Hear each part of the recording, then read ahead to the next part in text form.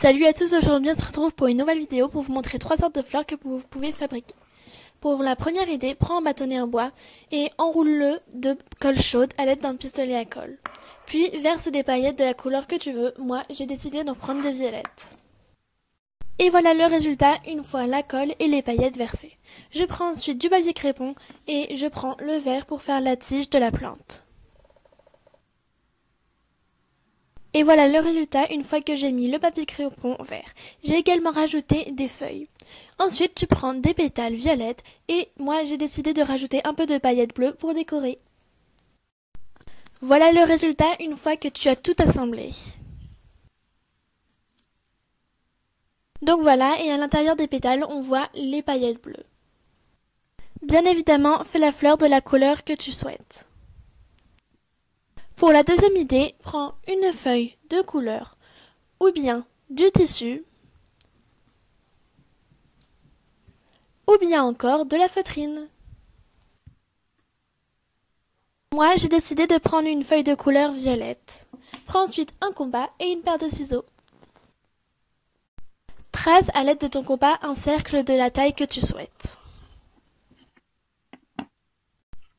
Découpe ensuite le cercle à l'aide de ta paire de ciseaux. Puis découpe l'intérieur en formant une sorte de spirale.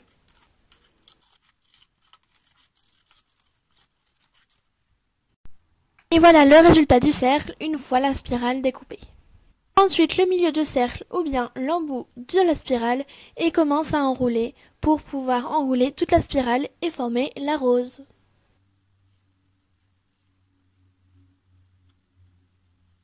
Et voilà le résultat une fois la spirale totalement enroulée. Viens ensuite coller l'embout à l'aide de colle. Et donc voilà le résultat une fois que c'est collé.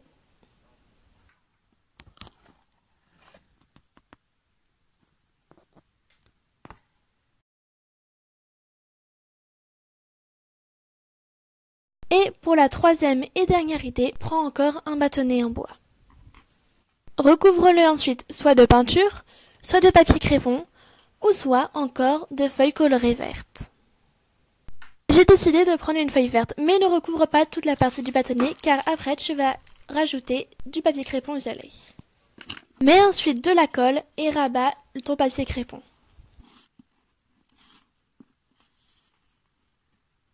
Puis découpe à l'aide de ta percée de ciseaux le papier crépon comme ceci. Découpe toute la partie. Fais plusieurs bouts de papier crépon comme cela, puis prends la bonne mesure et enroule-le. Découpe plein de petites parties pour recouvrir totalement. Une fois que j'ai découpé toutes mes parties et que j'ai collé, voilà le résultat.